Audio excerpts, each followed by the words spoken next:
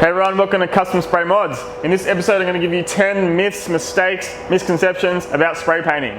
I did a video about this, check it out. I did some myths about spray painting. This is another one. I'm going to give you 10 more myths about spray painting. I'm going to do it now, check it out.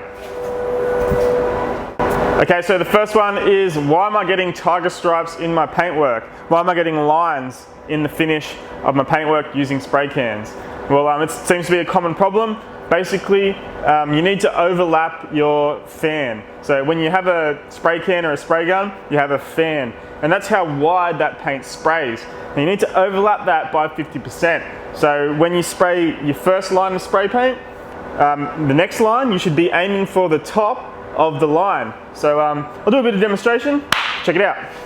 Okay, so I've got a bonnet here, a hood of a car, and I'm going to do some spray painting on it. I've got a few different spray cans. Now, different cans give you different fans.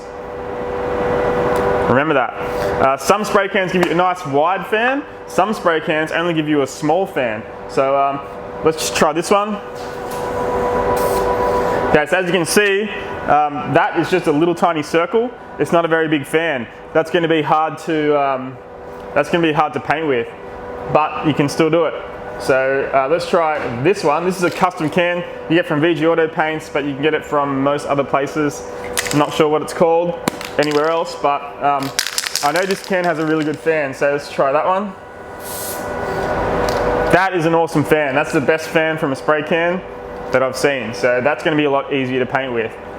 Finally, I'm going to spray some of this U-POL clear. This clear one is the best clear I've seen in the aerosol can, apart from 2K Clear.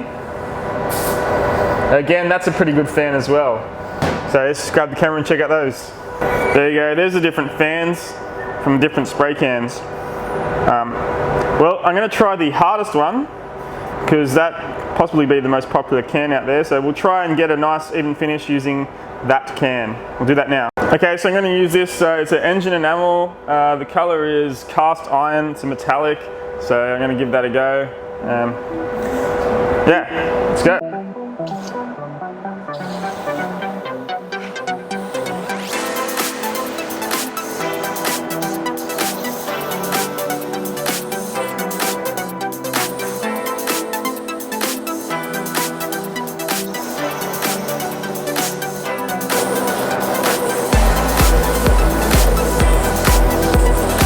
Okay, this is coat number 2.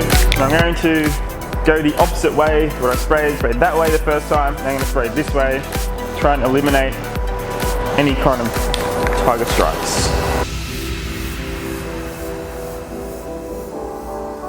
Okay, so I did the best job I could on this part of the hood with that spray can. It had a very small fan. I probably wouldn't use a can like that on a big area like this. I would use one of the cans with the bigger fans and use clear coat, and probably would have got a better job. Yeah, the key is to basically overlap your paint as much as you can. It's very tricky. Try not to paint in direct sunlight, because the paint can dry, and the dry edges of that fan will cause the tiger stripes. So yeah, that's a bit difficult. Also, using a can that dries quite slow, as it's laying on the paint, laying on the surface, it's still wet, and it allows you to put a new coat on. The edges of that fan isn't going to dry as quick. It's going to allow it to all mold together and eliminate those tiger stripes. So yeah, a bit hard. Using a spray gun, probably the best option. Okay, so the next myth about spray painting is faded and cracked clear coat.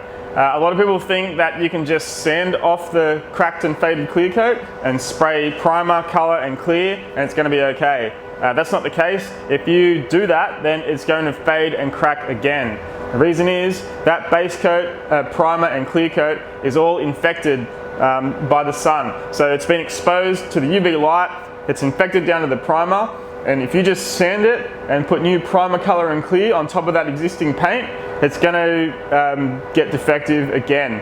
So really, to fix it properly, you need to use paint stripper, strip it all off, and then metal condition it and start all over again with your primer, color and clear. It's the only real proper way to do it.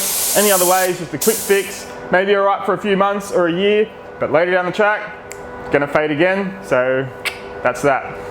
Okay, the next misconception about spray painting is that you can get a really good finish using a spray can and it will be just as good as a spray gun finish. Well, it is possible, but it takes a lot of work. You can get a great finish with a spray can. You can get a rubbish finish with a spray can. Same with a spray gun. Depending on your technique, depending on the equipment and the products you're using. So if you're using really cheap spray cans, you're going to get a really bad job. If you use good quality spray cans, there is a chance you can get a job just as good as off a spray gun.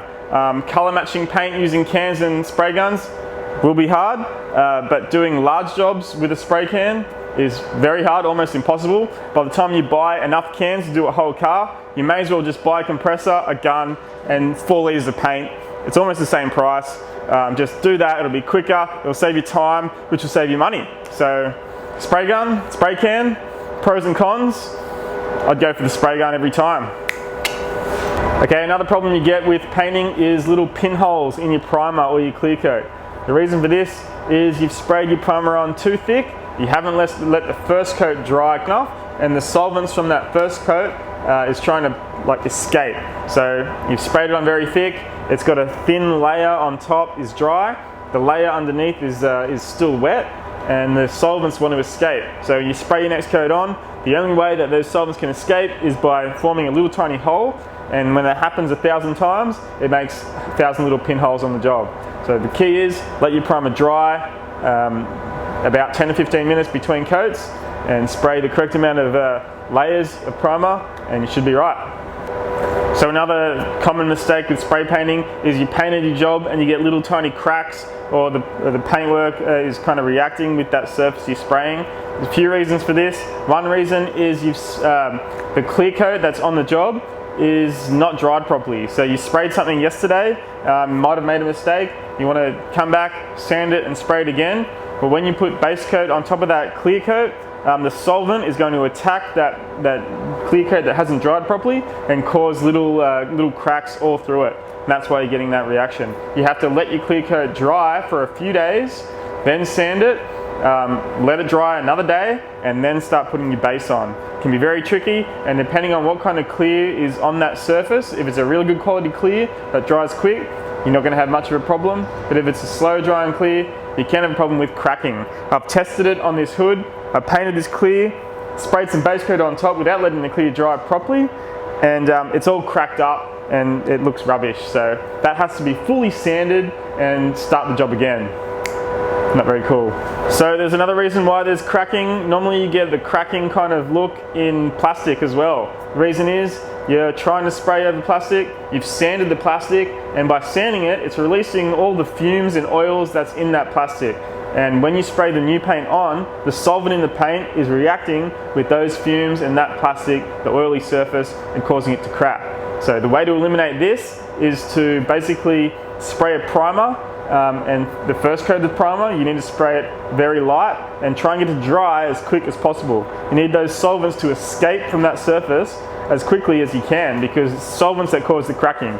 So spray your primer on, then blow some air on it, let it dry for 10 minutes, come back, spray another light coat of primer, keep going light until it's sealed, then you can start going a little bit heavier with your paint, primer and clear coat. If you're spraying plastic, like a clear coat on top of plastic headlights, do the same thing. Your first coat, spray it very light, let it dry as quick as possible, and then go ahead with your next coats until it's nice and thick. Okay, so another misconception about spray paint is some companies or brands of paint marketing a spray paint that is designed for wheels, special kind of wheel paint. They do it with a lot of things, brake paint, wheel paint, plastic, roll bar paint. Basically, it's not really true. So most paint can go on wheels. I use 2-pack paint on wheels because it's the strongest. If you can't get that, then acrylic clear is just fine, or enamel clear, which is pretty much what is in those cans that say wheel paint on it. So special kind of paint for a special kind of thing, it's not really true. So just get a good quality clear, it'll work on nearly everything. Okay, so another common mistake you get when you're spray painting is little boils in the paintwork. It's mainly known as silicone boils. basically your paint, no matter how much paint you put on that surface, it just doesn't want to go in certain areas, just keeps separating. The reason for this is that that product is contaminated. A lot of the times there might be silicone in the air, someone may be spraying some tire shine, there might be some existing polish on the job, and the paint just isn't going to stick to those areas. The way to fix this is to use a metal conditioner, a rust converter. It's like an acid type product. Clean the product that you're painting with that acid and dry it, and then go again, and you shouldn't have that problem. So it's a bit annoying, but there is a way around it. Okay, so another common mistake with spray painting is that the clear coat is cloudy or milky. Why does that happen?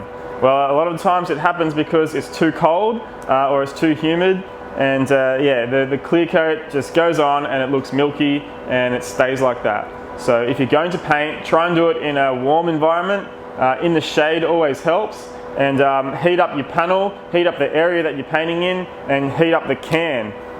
If it's too cold, heat up all your surrounding areas. That's going to make the clear flow and land and be nice and clear, and that's what you want.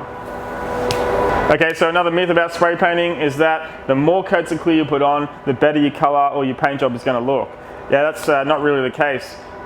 Normally with a spray gun and some good 2-pack clear, 2 coats can be enough. If you put too much on, then it's not really going to make it any better or worse. If you're using acrylic paint like 1K clear, sometimes putting too much clear on can turn the color a little bit milky, or it can change the look of the color. When you're doing spray cans is a bit different. The nozzle on a can is a lot smaller than a gun, so 10 coats of clear from a can is equivalent to about 3 to 4 coats of clear from a spray gun. When you think about it, there's about maybe 400 grams of paint in here, paint and thinners mixed together, so that's 200 grams of clear.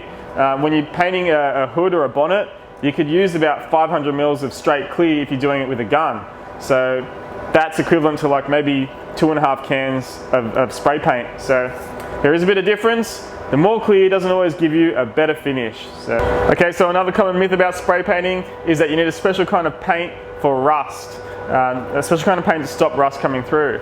Well, that's not really the case. There are special paints that can go on top of rust and it will never come through again. So something like the POR 15 rust preventative paint is great. You can paint it straight over a rusted surface, then you can primer it and color and clear it over that. You don't have to remove the rust.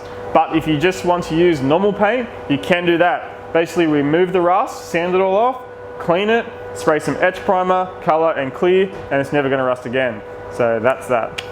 Well, there you go. That was 10 myths, misconceptions and mistakes commonly found with spray painting. Now, these are the problems and solutions that I've found over the years that I've been doing this, and it's helped me, so I hope it can help you in any upcoming projects. Obviously, there's heaps of different products, different areas, weather, different methods of painting. It's not going to apply to every single one, but as a whole, using these methods can help get a good finish. Hope you liked it. Check out my last video about painting, misconceptions and myths. That was pretty cool. Subscribe to the channel. Check out my Facebook page, Instagram, website, all that stuff. And I hope you enjoy it. See you next time. That's so much. I made a game change, trade blaze, play great. Now I'm here to try and better the growth. I love the stage life, play lights under the night. Right vibe on high, uncage the mind and well. For the third time round, I've got the passion to be the ride. I'm doing it right. My time. I'm never ever letting it go. I made a game change, trade blaze, play great. Now I'm here to try and better the growth.